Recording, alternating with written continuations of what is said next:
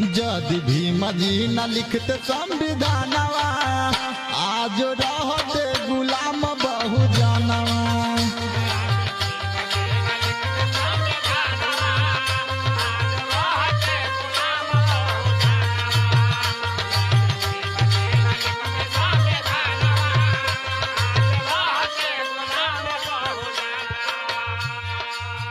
अइले विपत्तिया में बन के मसीहा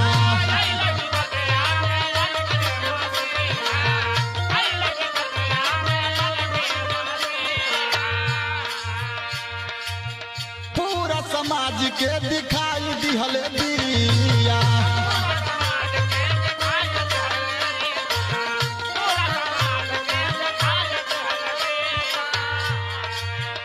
ना बनवले जो रहते विधानवा